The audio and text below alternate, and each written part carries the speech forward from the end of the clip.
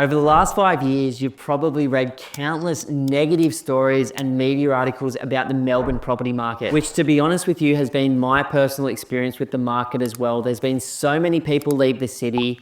Obviously, the unit market was completely oversupplied and the government's got itself in a massive pickle with the amount of debt that it's taken on since COVID. But rather than buying into this media hype, I recently sat down and properly looked at the Melbourne market, and having looked at over 523 suburbs and over 7,800 data points, I found that Melbourne is actually at a phenomenal place in its real estate cycle, which is why I'm so excited to bring you this Melbourne property market predictions video for 2025. Now, what's getting me super excited as an investor about the Melbourne market after looking at all of that data is I saw super similar things in Brisbane in 2015 and 16. Now at that time, Sydney and Melbourne were going absolutely crazy and no one was really looking at Brisbane. Fast forward to today and there isn't a single client that we bought for back then that hasn't made between 200 and 500,000 bucks on their investment. Now, kicking it off with the Australian Financial Review, they recently posted an article about the Melbourne property market where they believe it is ripe for a correction and they are not expecting a housing crash in 2025. Now, in terms of some of these predictions over the next 12 months, we're not talking crazy exponential double-digit growth, but CoreLogic's recently come out and said they actually believe that Melbourne could be one of Australia's top performing markets in 2025,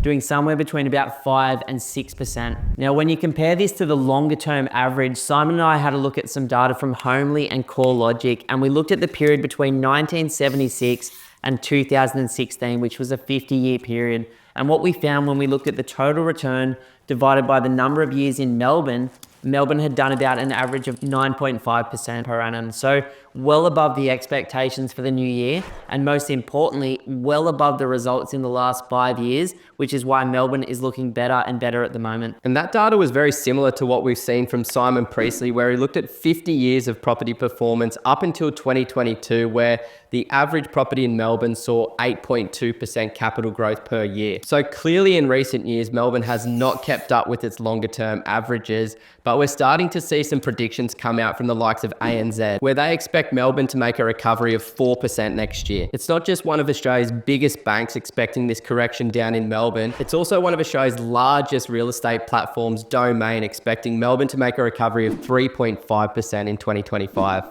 Now, when we look at some of the fundamental issues in the Melbourne market in the last 5 years, it's very, very clear that a lot of people left the city. And then we realized when all of those international students and people working on short-term visas left the city, that it sort of resulted in a bit of an oversupply of properties there. And that's why we saw vacancy rates go up. Now, on top of this, the lockdown stuff that occurred in Melbourne during COVID was absolutely brutal, which is why so many people fled the city and have done so since. And then on top of that, the government is in massive state debt down there. So the result of that is they can't invest in more and new infrastructure, the likes that we're seeing in Queensland and New South Wales at the moment. Now, that perfect storm of oversupply of property, no government investment, and a whole lot of population decline result in Melbourne sort of bottoming out through this period of inflation compared to other markets in Australia. But as we look forward, things are looking so much more positive. So if we talk about population first, I think according to the Australian Bureau of Statistics, we're looking at Melbourne growing to around about 8 million people by 2050, which is a huge jump in the current population of more than 3 million new people. On top of that, when you and I were looking at the state government's infrastructure project plans for the next 10 years, we're talking about another $120 billion investment in the state. Now, all of these things are positive in terms of jobs, population scarcity, and the infrastructure that follows those things. Now, we know those are two really strong underlying fundamentals that have always influenced the property market here in Australia, which is population growth and infrastructure spending. So seeing both of those come back to the Melbourne market is why so many analysts are expecting for that market to see some positive growth next year. But look, it's not all sunshine and rainbows. If we were to look at some of the scenarios coming out from the SQM Boom Bust report for 2025, where they look at Australian property market predictions, they believe that if we don't see population growth continue at 500,000 plus on a national average, and if they don't drop the interest rates, then the Melbourne market could go down by as much as 9% next year.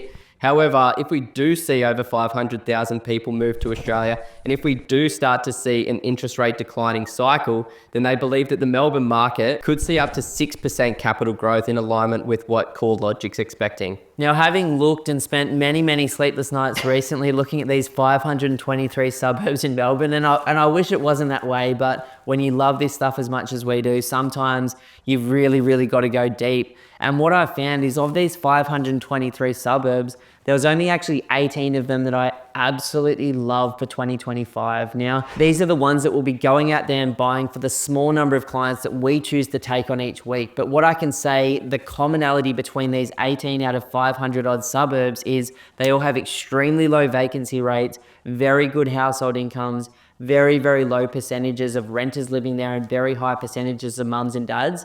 They are all within a 30-kilometre distance of the city, and they are in parts of a city that maybe to some of the people in Melbourne would be like they did in Brisbane, like they did in Perth, like they've done in Sydney, maybe undervaluing at the moment. Now, on top of this, and the number one reason I really like them is because when I looked at that long-term average of about 9.5% total return divided by the number of years, some of these suburbs that we were lucky enough to find, which are the needles in the haystack, have only done between 5%, maybe 6.5% over the last 10 years. So according to the data and the long-term history, some of these suburbs could be as much as 20 to 40% below what they should be worth right now. And if we look back to the last GFC, during that particular period when it was at its worst and then coming out of that, I think Melbourne was Australia's top performing market, doing about 44% growth in the last GFC, when many markets around the world dropped by 40%.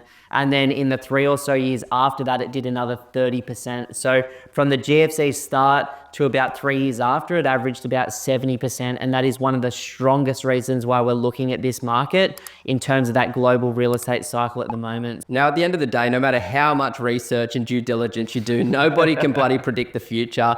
But I'm a big advocate for trying to target and time markets to the best of my ability. And it seems as though Melbourne could be getting very close, if not at the bottom of its real estate cycle. And we don't really care what happens over the next 1 or 2 years. We're really thinking about the next 10, 15 or 20 years. And that's why we absolutely love where Melbourne's positioned at the moment. And I'm personally super excited to get into the Melbourne market and start building a portfolio down there. G'day guys, my name's Ben and I'm the director here at Pumped on Property, and I just wanted to say a massive thank you for watching our content today.